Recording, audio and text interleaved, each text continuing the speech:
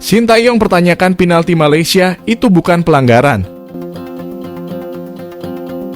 Pelatih Timnas U23 Indonesia, Sintayong mempertanyakan hukuman penalti yang menyebabkan Garuda Muda kebobolan hingga kalah 1-2 dari Malaysia pada laga perdana Grup B Piala AFF U23 2023 di Rayong Provincial Stadium.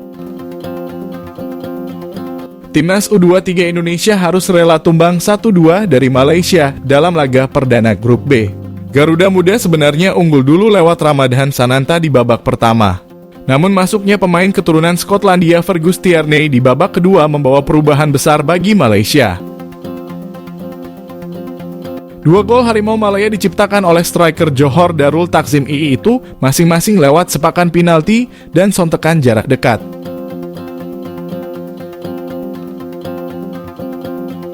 Dalam konferensi pers pasca laga, pelatih Timnas U23 Indonesia Sintayong menyayangkan kekalahan Indonesia. Ia juga mempertanyakan mengenai pelanggaran yang menyebabkan Indonesia dihukum penalti. Menurut Sintayong, adanya penalti membuat jalannya pertandingan berubah. Timnas U23 Indonesia masih akan melawan Timor Leste di laga kedua nanti. Namun peluang Garuda Muda menjadi juara Grup B cukup kecil karena hanya akan main 2 kali saja. Sintayong mengaku tak mempermasalahkan hasil dan tetap mengusahakan yang terbaik di laga selanjutnya. Polemik Timnas U23 Indonesia berlanjut, Indra Syafri pertanyakan kualitas Thomas Doll dan Bernardo Tavares. Direktur Teknik PSSI, Indra Syafri, turut buka suara terkait polemik pemanggilan pemain Timnas U23 Indonesia yang masih berlanjut. Secara tersirat ia terkesan mempertanyakan kualitas pelatih Persija Jakarta. Seperti diketahui, pemanggilan pemain Timnas U23 Indonesia masih terus menjadi perbincangan meski skuad Garuda Muda telah bertolak ke Thailand. Polemik pemanggilan pemain ke Timnas U23 Indonesia ini terjadi saat pemain Persija Jakarta Rizky Ridho dan pemain PSM Makassar Zaki Ashraf tidak dilepas klub.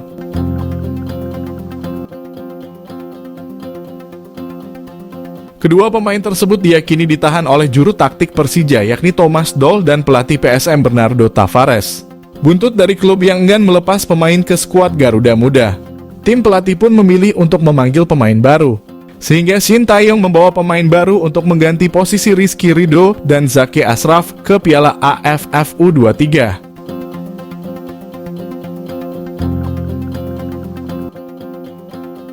Meski para pemain Timnas U23 Indonesia telah menjalani persiapan di Thailand untuk tempur di ajang 2 tahunan tersebut, tetapi polemik soal pemanggilan pemain ini terus bergulir.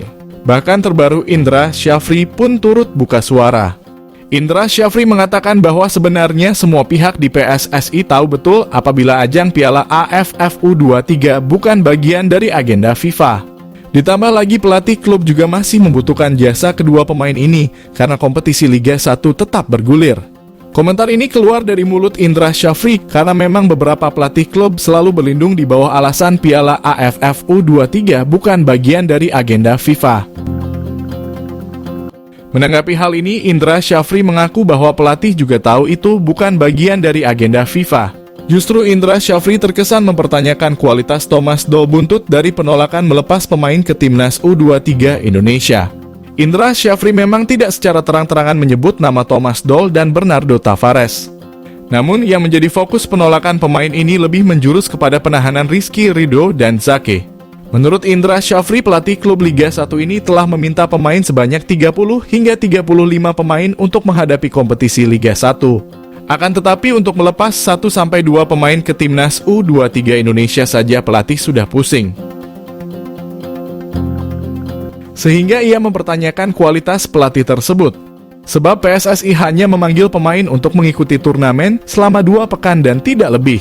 Apalagi untuk pemanggilan pemain ke Timnas U23 Indonesia ini sudah ada kesepakatan dengan klub Liga 1 hanya boleh 2 pemain yang dipanggil. Namun saat dipanggil ternyata ada pelatih yang masih menahan dan akhirnya tidak dilepas.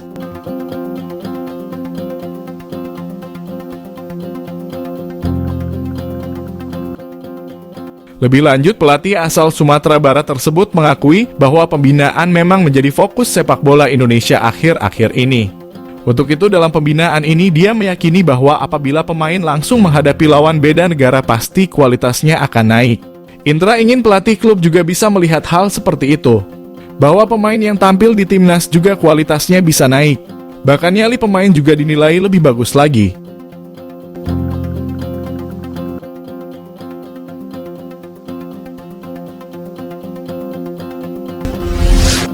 Ketua Umum PSSI Erick Thohir meminta Bima Sakti untuk segera memutuskan pemain inti timnas U17 Indonesia. Sebanyak 42 pemain hasil dari seleksi di 12 kota tengah menjalani seleksi lanjutan di Jakarta.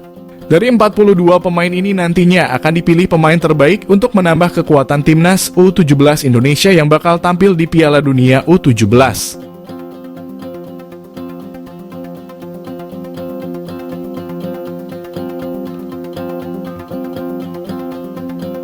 Seleksi untuk 42 pemain tim Merah Putih ini berlangsung hingga 17 Agustus 2023. Pemain-pemain terbaik yang terpilih nantinya bakal bergabung dengan tim yang telah menjalani pemusatan latihan di Jakarta sejak awal Juli lalu. Pria yang juga menjabat sebagai Menteri BUMN tersebut mengaku segera meminta pelatih timnas U17 Indonesia Bima Sakti untuk menyetorkan nama-nama pemain intinya.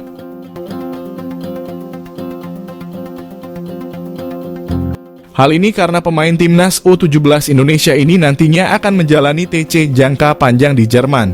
Sehingga Bima Sakti pun diberi tenggat waktu agar nama-nama pemain inti segera disetorkan. Apalagi skuad Garuda Muda ini juga ditargetkan untuk menjalani uji coba melawan Korea Selatan U17 sebelum berangkat ke Jerman.